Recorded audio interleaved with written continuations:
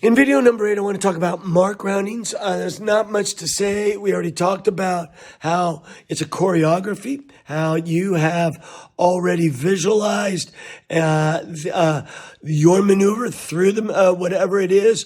If you're approaching, let me talk about this a little bit. Know where we are on the course. Be a tactician. Let your inner tactician take over and say, we're getting near the top of the course. We're going to be approaching the ley line. I think I might want to keep my ears peeled for what kind of set we're going to do with the spinnaker. Or conversely, boy, we're getting close to that downwind mark. I wonder what kind of douse they're talking about. They're talking about a Mexican, but they also are talking weather douse. Okay, I'll just have to be prepared. And what you do in those situations then is we'll try as many times as we can to give you advance notice. You want to start rehearsing in your mind the maneuvers that you're going to do.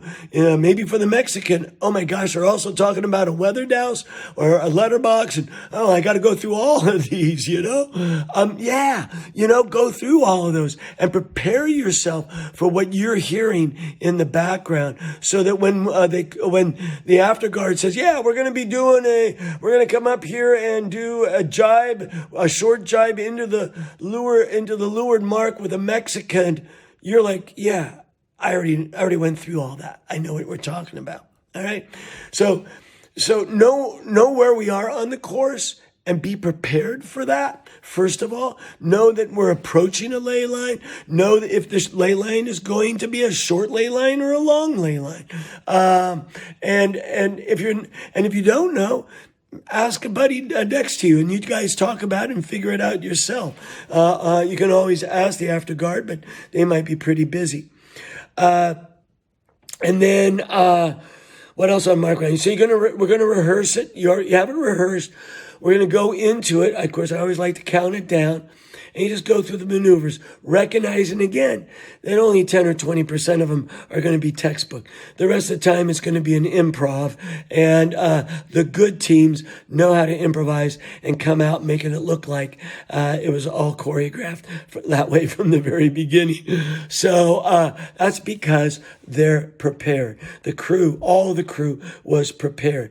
And in some of those maneuvers, you might have to take up the slack. In other times, someone might be taking up the slack for you, and other times you didn't even know that there was any slack. And then once the maneuver is done, don't linger. Get back into position. Know where that position is based on the wind speed and the wind strength and waves and all of that.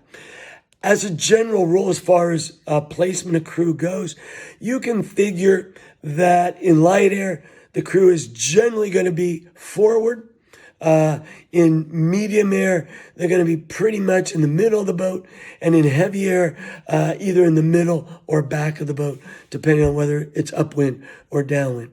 So that's about it. On the one last thought is at the leeward mark. We've just finished dousing. Everybody's on the rail. This is no time to be off the rail, cleaning up the halyard, running the tapes on the spinnaker, cleaning up the foredeck, cleaning out the cockpit sheets. None of that. This is the time to get on the rail and hike hard.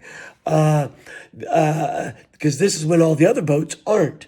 And this is when we can save a lane and not fall into another boat, when you can make a big boat lengths at a mark like that. So just quell the inner desire to clean up and instead get your butt in the position it needs to be, because there'll be time enough to clean up afterwards.